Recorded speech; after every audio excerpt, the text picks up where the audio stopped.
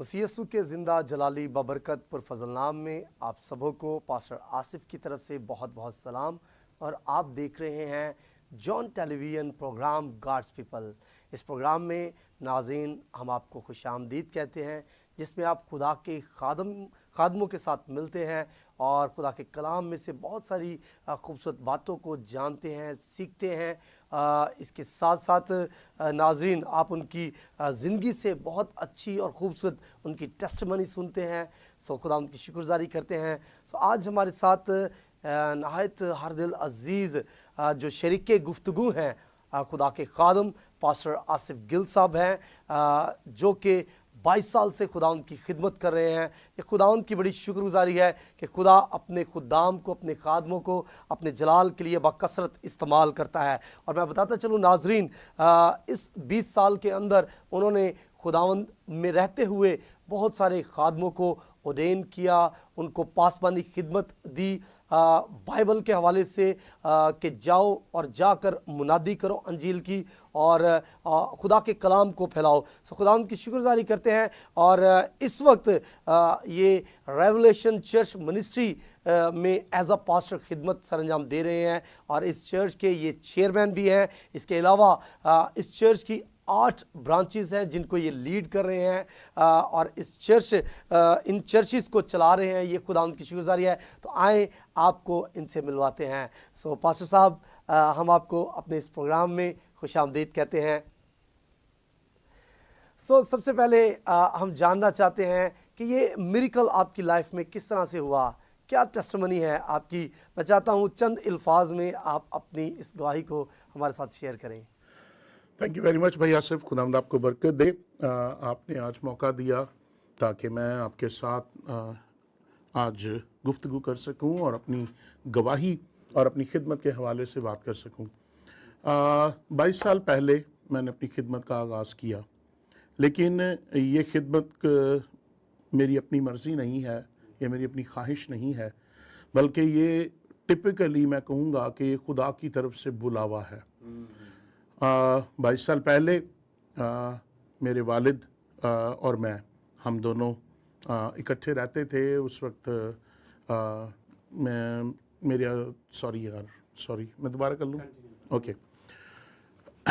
22 साल पहले मैं, मेरे वालिद, मेरी अहलिया, बच्चे, हम सब इकट्ठे रहते थे और मेरे वालिद अचानक बीमार हो गए और मैं उन्हें हॉस्पिटल लेके गया। और जब मैं हॉस्पिटल लेके गया तो डॉक्टर्स ने उनके एग्जामिनेशंस किए, उनके टेस्ट किए, तो पता चला कि मेरे वालिद को टीबी है जो लास्ट स्टेज है।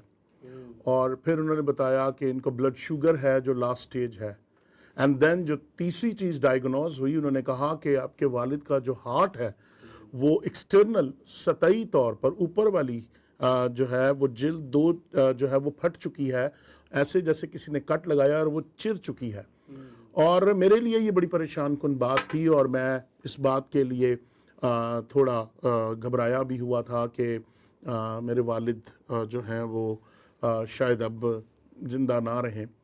लेकिन मैं चूँकि एक ईमानदार घराने से हूँ, मेरे वालिद खुद एक मुबशर रहे हैं और 35 साल उन्होंने एक चर्च में अपनी सर्विसेज दी हैं। चर्च ऑफ क्राइस्ट फाजलिया कॉलोनी में उन्होंने अपनी खदमात दी और मैं बाय बर्थ बाइबल को सुनता आया हूँ, पढ़ता आया हूँ और मेरी ज़िंदगी का जो महवर रहा है वो बाइबल है। क्योंकि मैं हमेशा इस बात को कन्फेस करता हूँ और ये लोगों को बताता हूँ कि बाइबल का मेरा पहला टीचर कोई सेमिनरी नहीं, कोई बाइबल कॉलेज नहीं, बल्कि मेरा वालिद, मेरे बाप थे, जिन्होंने मुझे बाइबल पढ़ना सिखाई, जिन्होंने मुझे बाइबल सुनना सिखाई। और उनका तरीक़ाकार क्या था, डेली प्रेयर हम लोग फैमिली करते थे। और डेली प्रेयर जब मैं बचपन में था तो मैं और मेरे वालिद जब दुआ करते थे तो अक्सर बच्चों को, आपको पता है, वो दुआ में सो जाते हैं।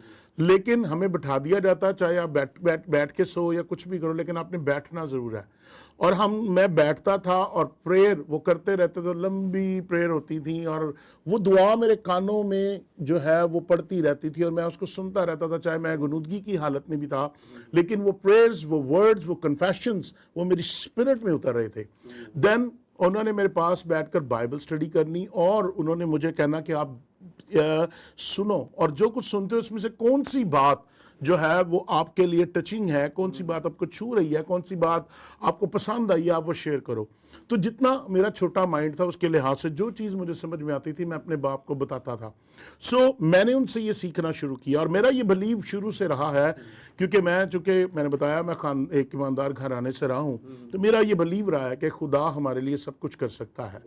जब ये तीनों बीमारियाँ डायग्नोज हुई तो मैंने खुदा के हुजूर जाकर अपने आप को पेश किया और मैंने खुदा से एक अहद किया। मैंने कहा, खुदावंद अगर तू मेरे बाप को ज़िंदगी दे दे, मेरा बाप सही सलामत हॉस्पिटल से वापस आ जाए, तो मैं अपनी सारी ज़िंदगी तुझे दे दूंगा। मेरे लिए ये फैसला जो था ये मेरे बाप की ज़िंदगी के लिए था। और 1 महीने के बाद सन 2000 में डॉक्टर्स ने मुझे बुलाया और 1 महीना एडमिट रहने के बाद जब उन्होंने मुझे बुलाया और उन्होंने मुझसे पूछा कि आप लोग क्या करते हैं, मैंने उन्हें अपना प्रोफेशन बताया। उन्होंने कहा नहीं प्रोफेशन नहीं, हमें अपनी नमाज दुआ के बारे में बताएं। तो मैंने उनको अपना सारा कुछ जो हमारा अकीदा है, जो हमारा फेथ है, जो हमारा तरीक़ाकार है, प्रेयर्स का, नमाज पढ़ने का, डिवोशंस का, वो सारा कुछ इन्हें बताया। उस डॉक्टर ने बड़े हैरान होकर मेरी बात सुनी और उसने इस बात के लिए मुझे इनकरेज किया और मेरे लिए ये बड़ी गवाही है कि एक गैर मसीही ने इस कन्फेशन को मेरे सामने जो है वो कन्फेस किया कि तुम्हारा खुदा जिंदा खुदा है। और क्या हुआ जब उसने कहा कि तेरे बाप को ना तो अब टीबी है, ना उनको ब्लड शुगर है, और उनका हार्ट ऐसे है जैसे न्यू बॉर्न बेबी की तरह होता है। और मैं यहाँ पर इस बात को जो है ज़रूर आपको बताना चाहूँगा कि इस 1 मंथ में जो हॉस्पिटल में मेरे बाप का गुजरा, ड्यूरिंग इस 1 मंथ में उन्होंने ना तो कोई मेडिसिन ली, ना कोई ट्रीटमेंट लिया, सिर्फ घर से फ्रूट जाता था और हॉस्पिटल खाना देता था। उसी फ्रूट और उसी खाने ने जो है मेरे बाप को उठा खड़ा किया। जबकि मैं इस बात पे बिलीव करता हूँ कि मैंने जो स्पिरिचुअल कमिटमेंट खुदा के साथ की थी, उस कमिटमेंट ने खुदा ने मुझे चूंकि अपने करीब लाना था, मुझे चूंकि चुना था, मुझे चूंकि मेरा बुलावा था, इसलिए खुदा ने उस कमिटमेंट को पूरा करने के लिए खुदा ने मेरे बाप को शिफा दी। और उस वक्त से लेकर आज तक मैंने अपने माजी में झांक कर नहीं देखा और मैं तब से खुदा के साथ चल रहा हूँ। बड़ी खूबसूरत गवाही आपने नाज़रीन सुनी और मैं समझता हूँ ये एक बड़ा मिरेकल है, बड़ा मौजज़ा है कि खुदा किस तरह से अपने बंदा को अपनी तरफ लेकर आना चाहता है। सो ना सिर्फ आज हम इनकी गवाही सुनेंगे बल्कि सुनी है, बल्कि हम इनसे गुफ्तगू भी करेंगे, चूँकि आज हर शख्स जो है वो माली तौर पर खुशहाल होना चाहता है कि वो फाइनेंशियली तौर पर भी स्ट्रॉन्ग हो, चाहे वो खिदमत में है, चाहे वो किसी तरह से भी माशरे में काम कर रहा है, घरेलू में घर में घरेलू तौर पर वो ज़्यादा खुशहाल होना चाहता है। तो आज खुशहाली के ताल्लुक से हम इनसे बातचीत करेंगे। आज मैं पहला क्वेश्चन आपसे करना चाहता हूं और हमारे नाज़रीन जानना चाहते हैं कि व्हाट इज़ फाइनेंशियल प्रॉस्पेरिटी, के माली खुशहाली जो है वो क्या है, इसके मुतालिक आप क्या हमारे साथ शेयर करेंगे? खुदा ने इब्राहिम को एक बरकत दी और खुदा ने इब्राहिम से कहा मैं तुझे बरकत दूंगा, मैं तुझे सरफराज करूंगा, मैं तुझे बड़ी कौम बनाऊंगा, तेरे वसीले जो है वो कौमें बरकत पाएंगी, कबीले बरकत पाएंगे।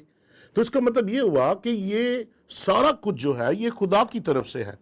और अगर आप मेरे साथ पुराना अहदनामा को देखें तो हम अगर यिर्मयाह नबी का सहीफा पढ़े, उसका 29वां बाब और उसकी 11वीं आयत, तो यहां पर यह बात लिखी है, खुदा के कलाम में लिखा है, क्योंकि मैं तुम्हारे हक में अपने ख्यालात को जानता हूं, खुदावंद फरमाता है, यानी सलामती के ख्यालात, बुराई के नहीं, ताकि मैं तुमको नेक अंजाम की उम्मीद बख्शूं। ये यिर्मयाह नबी के सहीफे के 29वें बाब की 11वीं आयत इस बात को प्रूव करती है कि खुदा हमारे बारे में ये ख्याल रखता है, खुदा हमारे बारे में ये सोच रखता है, खुदा हमारे बारे में ये ख्वाहिश रखता है कि हम सलामती के ख्यालात, सलामती की जिंदगी पाएं, हम खुशहाली की जिंदगी पाएं।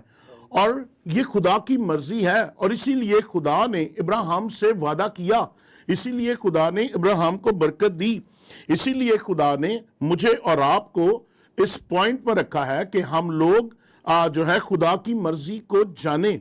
माली खुशहाली की जब बात की जाती है कि क्या ये खुदा की मर्जी है, तो हमें इस बात को जानने और समझने की जरूरत है कि जो कुछ खुदा का कलाम कहता है वो सच्चाई है। यूहन्ना की अंजील 17 बाब 17वीं आयत में लिखा है, तेरा कलाम सच्चाई है। और जब उसका कलाम सच्चाई है तो हमें इस बात पर बिलीव करने की जरूरत है, हमें इस बात पर ईमान रखने की जरूरत है कि खुदा ये चाहता है कि हम खुशहाल हों। और इसी तरह अगर इफ्सियों का पौलुस रसूल का खत इफ्सियों की कलीसिया के नाम पहला बाब और उसकी 3री आयत पढ़ें तो वहां पर लिखा हुआ है कि खुदा ने आसमान पर हमें हर तरह की बरकत बख्श दी है। सो बरकत हमारे लिए ऑलरेडी जारी हो चुकी है, बरकत हमारे लिए ऑलरेडी ठहर चुकी है। हमारे लिए financial blessings, financial prosperity, financial gifts, financial anointing खुदा की तरफ से रिलीज हो चुकी है। ये खुदा की मर्जी है। खुदा नहीं चाहता हम तंगदस्ती में मरें, खुदा नहीं चाहता हम गुर्बत में मरें, खुदा नहीं चाहता हम भूख में मरें, खुदा नहीं चाहता कि हम चीजों के लिए तरसें, खुदा नहीं चाहता, क्योंकि खुदा अपने लोगों को बरकत देता है। और अगर हम साल की किताब आप उसका 10वां बाब 22वें पढ़े तो वहां पे भी लिखा है कि खुदा की बरकत दौलत बख्शती है। सो इसका मतलब है कि जब खुदा की बरकत आती है, दौलत आती है, और जब वो दौलत दे रहा है तो वो दौलत फेंकने के लिए तो नहीं दे रहा, वो इसलिए दे रहा है कि आप प्रॉस्पर हो, वो इसलिए दे रहा है कि आप खुशहाल जिंदगी गुजारें, वो इसलिए दे रहा है कि आप अच्छी खुराक खाएं, अच्छे कपड़े पहने, अच्छी जिंदगी गुजारें, वो इसलिए दे रहा है कि आप बढ़ें और आपकी तरक्की, आपकी बढ़ोतरी सब आदमियों पर जाहिर हो। बड़ा खूबसूरती से आपने इसको एक्सप्लेन किया। इसके साथ साथ एक और क्वेश्चन मेरे पास है जो हम जानना चाहते हैं कि क्या माली खुशहाली जो है वो अज़्र बाइबल है? Is there a financial prosperity from the Bible? किसी भी चीज को रिसीव करने के लिए सबसे पहले हमें रिसीविंग पॉइंट पर आना होता है। मिसाल के तौर पर आप अपने इर्द गिर्द देखते हैं, आज जब जैसे फ्लड रिलीफ की बात की जा रही है, पाकिस्तान में आजकल चारों सूबों में जो है वो इमरजेंसी नाफिज है, और लोग जो हैं वो सैलाब ज़दगान जो हैं वो इस वक्त ज़रूरतमंद हैं और मजबूर हैं, लाचार हैं, और वो पुकार रहे हैं कि कोई हमें आए और मदद करे। और अगर वहाँ पर कोई मिनिस्ट्री, कोई NGO या कोई गवर्नमेंट का अदारा वहां पर रिलीफ लेके जाता है, उनके लिए मदद लेके जाता है, और वहां पर लोग ना हो, तो फिर वो किसको देंगे? किसी को नहीं देंगे, क्योंकि देयर इज नो वन। हर बरकत को लेने के लिए हमारा वहां पर होना, रिसीविंग पॉइंट पर होना बहुत जरूरी है। और ये बड़ा जरूरी है कि हम लोग सबसे पहले इस बात के लिए बिलीव करें कि खुदा हमें बरकत देना चाहता है। समटाइम हम लोग जो है उस पॉइंट पर नहीं होते कि खुदा हमें बरकत दे। एक बात हमेशा हमें याद रखने की जरूरत है, अगर हम खुदा के साथ नहीं हैं तो इसका मतलब यह है कि हम अपने साथ नहीं हैं। क्यों? क्योंकि खुदा ने मुझे और आपको पैदा किया, खुदा ने मुझे और आपको बनाया अपनी सूरत, अपनी शबीह पर। सो अगर हम लोग खुदा के साथ नहीं हैं तो इसका मतलब यह है कि हम अपने साथ भी नहीं हैं। हमने उन तमाम बरकतों का, उन तमाम नेमतों का, उस सारे कलाम का, उन सारी बातों का जो खुदा ने मेरे और आपके लिए कही हैं या कलाम में कही हैं, हम उनका इनकार करते हैं। इसका मतलब है हम खुदा के खिलाफ हैं, तो सबसे पहले हम अपने खिलाफ हैं, क्योंकि मैं और आप खुदा की सूरत और शबीह पर बनाए गए हैं। सो इस बात को हमें हमेशा समझना और जानना है। खुदा की मर्जी है कि आप इसे हासिल करें। अब जब आपने ये सवाल कि इसे हासिल कैसे किया जा सकता है, तो इसको हासिल करने के लिए कुछ प्रिंसिपल्स हैं जिन पर हमें अमल करना पड़ेगा। बाइबल मुकद्दस में ये लिखा है कि बीज का बोना और फसल काटना जब तक आसमान और जमीन है मौकूफ ना होगा। इसका मतलब ये हुआ कि बीज भी बोना पड़ेगा और फसल भी काटनी पड़ेगी। सेकंड, जब तक आप अपने अकाउंट में, बैंक अकाउंट में कुछ डिपॉजिट नहीं कराएंगे तो एटीएम कहां से लेंगे? एटीएम मारेंगे। आप जाते हैं बैंक में, एटीएम मशीन में एटीएम कार्ड डालते हैं तो आपको आगे से जो है वो सॉरी की स्लिप आ जाती है। आपके अकाउंट में कुछ नहीं है, तो how can you get that? आप कैसे वो ले सकते हैं? सबसे पहले जरूरी ये है कि हम लोग बीज बोना शुरू करें। लूका की अंजील 6 बाब 38वीं आयत, दिया करो ताकि तुम्हें भी दिया जाए। और आज ये देने का जो अमल है ये इंसानों की जिंदगी में बहुत कम है। मैंने अपनी जिंदगी में इसका एक्सपीरियंस किया है। मैंने अपनी जिंदगी में, मैं आपको बताऊं कि जब मैंने खिदमत का आगाज किया तो उससे पहले तकरीबन 14 साल पहले मैं शोबिज के साथ मुंसलिक था। मैं पाकिस्तान फिल्म इंडस्ट्री में as a distributor, as a exhibitor, as a cameraman, as a assistant sound engineer, मैं प्राइवेट प्रोडक्शंस में ये काम करता रहा हूं। 14 साल मैंने ये काम किया। जब मैंने खुदा के साथ कमिट किया कि खुदावन मैं तुझे अपनी ज़िंदगी दे दूंगा, और जिस दिन मेरा बाप घर आया उसी दिन मैंने अपनी सारी ज़िंदगी खुदावन को दे दी। और मैंने अपने माजी में झांक कर नहीं देखा, मैंने अपने माजी में झांक कर नहीं देखा कि मेरा क्या होगा, मेरे काम का क्या होगा, मेरे फाइनेंसिस का क्या होगा, मेरी फैमिली का क्या होगा। नो, मैंने उनकी तरफ निगाह नहीं की। मैंने सिर्फ एक निगाह की कि जिसने मुझे बुलाया है वो मेरी ज़रूरतें भी पूरी करेगा, जो मेरे साथ है वो मुझे मुहैया भी करेगा। प्रॉब्लम ये है मेरे भाई कि हम लोग खुदा पर भरोसा नहीं करते। पहली बात, हमें खुदा पर भरोसा करने की जरूरत है। हमें खुदा पर यकीन करने की जरूरत है कि खुदा है जिसका नाम यहोवा यरी है और वो मुहैया करता है। जो खुदा कौम बनी इस्राइल को बियाबान में मन दे सकता है, बटेर दे सकता है, जो खुदा उनके कपड़ों और जूतियों की हिफाजत कर सकता है, जो खुदा उनकी जानों की हिफाजत कर सकता है, क्या वो खुदा आज मुझे और आपको नहीं दे सकता? क्या वो खुदा जो बियाबान में 5000 मर्दों को रोटी खिला सकता है 5 रोटियों 2 मछलियों से, क्या वो आज मुझे और आपके खानदान को नहीं पाल सकता? कर सकता है। लेकिन उससे पहले प्रिंसिपल क्या है? 5 रोटियां और 2 मछलियां, इससे पहले के 5000 लोग खाते, उन्हें यीशु मसीह के पास लाया गया। ये हैं 5 रोटियां और 2 मछलियां।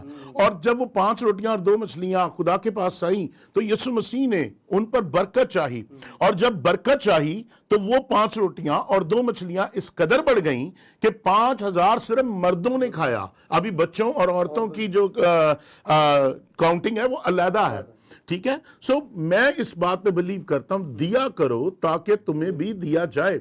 और इसका एक प्रिंसिपल हमें मलाकी की किताब उसके 3 बाब की 10वीं आयत में मिलता है, जहां पर दयायकी का जिक्र है। आज हमें इस बात को समझने की जरूरत है। 5 चीजें हैं जो खुदा जो है जो देने के हवाले से बाइबल हमें सिखाती है। दयायकी, शुक्रगुजारी, नजराने, हदिये और फिर खैरात। ये 5 चीजें हैं जिन्हें हमें समझने की जरूरत है। आज हम लोग पहले ही प्रिंसिपल को पूरा नहीं करते। और पहला प्रिंसिपल क्या है? मलाकी के नबी की किताब 3 बाब उसकी 10वीं आयत में लिखा कि अपनी पूरी दयायकी जखीरा खाना में लाओ और उससे मेरा इम्तिहान करो कि मैं अपने आसमान को खोल कर तुम्हारे लिए बरकत बरसाता हूं कि नहीं, इस कदर कि तुम्हारे पास रखने के लिए जगह ना हो। मैंने पहले कहा किसी भी चीज को लेने के लिए रिसीविंग पॉइंट पर होना जरूरी है। दूसरी बात, खुदा के कलाम का यकीन करना जरूरी है। और तीसरी बात, खुदा पर भरोसा करना जरूरी है। आज हम रिसीविंग पॉइंट पर नहीं है। आज हम खुदा के कलाम पर भरोसा नहीं करते। आज हम खुदा पर भरोसा नहीं करते। जब तक हम खुदा के कलाम को सच्चाई नहीं जानेंगे तब तक हम लोग खुदा से बरकत नहीं ले सकते। तब तक हम खुदा पर भरोसा नहीं करेंगे, हम माली खुशहाली का तजर्बा नहीं कर सकते। मेरी जिंदगी में एक वक्त आया जब मैं एक रेंटेड हाउस में था और मैं 6 महीने अपने घर का किराया नहीं दे सका, तो मेरे मालिक मकान ने घर को ताला लगाकर चंद कपड़े देकर हमें घर से बाहर निकाल दिया। हम लोग कभी पार्कों में सोते, कभी हॉस्पिटल से ग्राउंड में सोते, कभी कहीं सोते। हमारे पास रहने के लिए घर नहीं था। फिर किसी ने हम पर रहम करके तरस खा के एक कमरा हमें दिया। और मैं आपको बताता चलूं, वो कमरा जो था वो 10 बाय 10 का कमरा था, छोटा सा। और हम लोग उस घर में रहते थे। ना तो दीवारों पे प्लास्टर था और नीचे फर्श, और ना नीचे फर्श था। नीचे ईंटें थी और उनमें मिट्टी डाली थी, कहीं कोने निकले हुए थे, कहीं पत्थर निकले हुए थे, कहीं कुछ था। और हमारे पास ना नीचे बिछाने के लिए बिस्तर था, ना ऊपर ओढ़ने के लिए बिस्तर था। और कमरा जो था उसकी दीवारों में होल थे। गर्मियों में गर्म हवा आती थी और सर्दियों में सर्द हवा आती थी।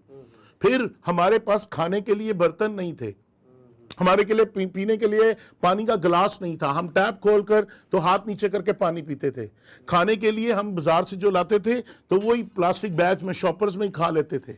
हम लोगों ने इस तरह जिंदगी बसर की। लेकिन क्या हुआ, मैंने इस प्रिंसिपल को सीखा, दिया करो तुम्हें भी दिया जाए। और मैंने खुदा को देना सीखा। और जैसे जैसे जैसे मैंने देना सीखा, खुदा ने मुझे प्रॉस्पर किया। और मैं खुदा का शुक्र करता हूं कि ये प्रिंसिपल मेरी ज़िंदगी में आज तक है, और इस प्रिंसिपल को मैंने अपनी फैमिली में जो है वो ट्रांसफ़र किया, और आज मेरे बच्चे इस प्रिंसिपल पर जो है वो अमल पैरा है। याद रखने की बात ये है, देना हमें जो है वो बाबरकत बनाता है। हमें डर कर नहीं देना, लाचार होकर नहीं देना, बेबस होकर नहीं देना, खौफजदा होकर नहीं देना, बल्कि हमें खुशी से देना है। और याद रखें, प्रिंसिपल्स को, बाइबल के प्रिंसिपल्स को याद रखने की जरूरत है। दया की जखीरा खाना में लाओ। जब आप दया की देते हैं, किसी पास्टर्स को नहीं देते। आज लोगों की मेंटालिटी ये है कि हम जो दया की देते हैं वो पास्टर्स को देते हैं। और ये बात ना सिर्फ आपके लिए सामीन, ये आपके लिए नुकसानदेह है, बल्कि ये हमारी नस्लों के लिए भी नुकसानदेह है। हमें इस बात को समझना है, we are not giving to pastor, we are giving to God. और जब आप खुदा को देते हैं तो खुदा उसको याद रखता है, खुदा उसको अपने सामने रखता है, खुदा उस पर बरकत देता है। जो आप थोड़ा लेकर आए हैं, खुदा उस पर बरकत देता है, और फिर वो जो आपने दिया है खुदा उसको कसरत से बढ़ाता है। एक बात हमेशा याद रखें जो हम अक्सर भूल जाते हैं, हमें 1000 रुपया सैलरी मिली और हमने उसमें से 100 रुपया खुदा को दिया, 10वां हिस्सा। हमारे पास क्या बचा? 900 रुपया। हम ये भूल जाते हैं कि 90% तो अभी भी हमारे पास है और 10% हमने खुदा को दिया। हम उस 10% को बचाने के लिए अपने जो 90% है उसको कीड़ा लगवा लेते हैं, जंग लगवा लेते हैं और बर्बाद हो जाते हैं। सो फाइनेंशियल प्रॉस्पेरिटी के लिए जो सबसे आला प्रिंसिपल है वो है giving. Giving, give and he shell give you. दिया करो ताकि तुम्हें भी दिया जाए। और हो नहीं सकता, बाइबल इस बात की गवाही देती है कि जो दया की देता है, जो अपनी कमिटमेंट्स पूरी करता है, जो खैरात देता है, जो शुक्रगुजारियां देता है, जो अपनी मन्नतें पूरी करता है, वो कभी लाचार नहीं रहता, वो कभी भूखा नहीं रहता, वो कभी गरीब नहीं रहता, वो कभी तंगदस्त नहीं रहता, क्योंकि खुदा का कलाम ये कहता है जो बोएगा वो काटेगा। आमीन। सो नाज़रीन, आज हमने बड़ी खूबसूरत बातें खुदा के खादम से, खुदा के कलाम में से सीखी हैं कि हम किस तरह खुशहाल ज़िंदगी गुजार सकते हैं। अगर आप खुशहाल ज़िंदगी गुजारना चाहते हैं तो मेरा ईमान है कि जब आप इस कलाम को सुनेंगे तो आपकी ज़िंदगी के अंदर खुशहाली आएगी, आप खुशहाली को रिसीव करेंगे। और जैसे कि खुदा के खादम में बताया कि उन बातों का आपकी ज़िंदगी में होना बहुत ज़रूरी है, वो पॉइंट जहाँ से उस ब्लेसिंग को आप रिसीव कर सकते हैं, खुदा पर भरोसा और खुदा को देना। और ये जानिए कि जब आप दे रहे हैं तो आप किसी इंसान को, किसी पास्टर को नहीं दे रहे, बल्कि आप खुदा को दे रहे हैं। और वही पास्टर आपके लिए बरकत चाहता है, और खुदा आसमान पर से आपके लिए बरकत के अंबार, बरकत के दरवाजे, आसमान को खोलता है और अपनी बरकतें आपकी ज़िंदगियों में ट्रांसफ़र करता है। आपने यकीनन इस कलाम से और खुदा के खादम से बहुत ज़्यादा बरकत पाई है। So thank you so much pastor साहब, आपका जॉन टेलीविज़न पर आने के लिए और इस प्रोग्राम का हिस्सा बनने के लिए हम आपके बहुत ज़्यादा मशकूर हैं और आपके शुक्रगुज़ार हैं कि आपने बहुत खूबसूरती से इन सवालों का जवाब दिया और खुदा के कलाम से ना सिर्फ मेरे लिए इनकरेजमेंट का बायस बने, बल्कि तमाम सुनने और देखने वाली ज़िंदगियों के लिए इनकरेजमेंट का बायस बने हैं। सो खुदावंद आज के प्रोग्राम के वसीला से आपको बहुत ज़्यादा बरकत दे। इससे पहले कि हम अख्ताम की तरफ जाएं, मैं चाहता हूं कि हम जो लोग इस वक्त उस मुसीबत में हैं, उन मुश्किलात में हैं, क्योंकि मुल्क पाकिस्तान के अंदर इस वक्त सैलाब जो है वो तबाही मचा रहा है, मैं चाहूँगा कि हम खुदा के खादम के साथ मिलकर उन ज़िंदगियों के लिए, उन शहरों के लिए, उन ज़िलों के लिए दुआ करें ताकि वो ज़िंदगियाँ जो है वो सलामती पा सकें। सो आए अपनी आंखों को बंद करते हैं और दुआ मांगते हैं। आसमान और ज़मीन के खुदा कादिर मुतलक बाप, हम यीशु के नाम से आपकी शुक्रगुजारी करते हैं, आपके पाक नाम के लिए जो सब नामों से आला है, और लिखा है कि हर एक घुटना उसके आगे झुकेगा, खा आसमानियों का हो, खा ज़मीनियों का, खा उनका जो ज़मीन के नीचे है। इस वक्त मैं खुदावंद यीशु के नाम से जॉन टीवी के लिए खुदावंद आपकी बरकत चाहता हूँ, आपका फजल चाहता हूँ। खुदावंद खुदा अपने बंदा को, खुदावंद भाई जॉन को, उनकी सारी खिदमत को, खुदावंद खुदा assembly of God Bible college को, खुदावंद इस चैनल को कसरत अता कीजिए, बरकत दीजिए, बढ़ाइए, ताकि खुदावंद खुदा ये चैनल बहुत सी ज़िंदगियों को बदलने का, खुदावंद उनकी ज़िंदगियों को नया करने का, माइंड रिन्यूइंग खुदावंद खुदा ज़रिया बने, ताकि खुदावंद इसके वसीले बहुत से लोग बरकत पाएँ। इस वक्त हम खुदावंद सब मिलकर आपकी हज़ूरी में पाकिस्तान के लिए दुआ करते हैं, खासकर उन तमाम इलाका जात के लिए, पाकिस्तान के उन तमाम सूबों के लिए जहाँ पर खुदावंद सैलाब है और खुदावंद बहुत से लोग अपनी जानों को खो चुके, बहुत से लोगों ने अपने घरों को खो दिया। खुदावंद खुदा बहुत से लोग इस वक्त बेयारो मददगार पड़े हैं, सड़कों के किनारे पे हैं, खुदावंद कहीं पर भी हैं। हम उन सब के लिए खुदावंद आपका फजल चाहते हैं, मेहनत करते हैं खुदावंद आपका हाथ बढ़े और खुदावंद आपकी कुदरत उनके लिए जारी हो।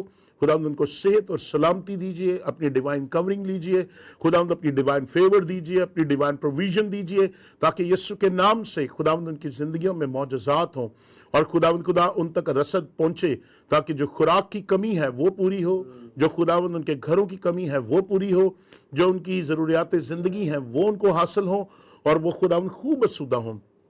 खुदा पाक रूह आपकी रहनुमाई चाहते हैं, ताकि खुदावंद उन लोगों के लिए खुदावंद खुदा हम इसी तौर पर सब मिलकर खुदावंद खुदा बड़े दर्द के साथ, तर्स के साथ दुआ करने वाले हों, क्योंकि लिखा है खुदावंद कि एक रास्तबाज की दुआ से शहर सरफराजी पाता है। तो मैं ये मिन्नत करता हूँ कि आज हम सब का मिलकर दुआ करना मुल्क पाकिस्तान के लिए, सुबह पंजाब, सुबह खुदावंद सिंध के लिए, सुबह बलूचिस्तान, सुबह सरहद के लिए, गिलगित बल्तिस्तान के लिए, सब के लिए खुदावंद खुदा नजात का बायस ठहरे। और खुदावंद ये तमाम मुल्क खुदावंद आपकी नाम से जाना और पहचाना जा रही है, आपका नाम का झंडा लहराए, ताकि सारा जलाल और इज्जत आप ही के नाम को मिले, यीशु मसीह के नाम में आमीन। आमीन आमीन। इसके साथ ही इजाज़त दीजिए, मैं आपका होस्ट पास्टर आसिफ। देखते रहिए John television. God bless John TV, God bless Pakistan.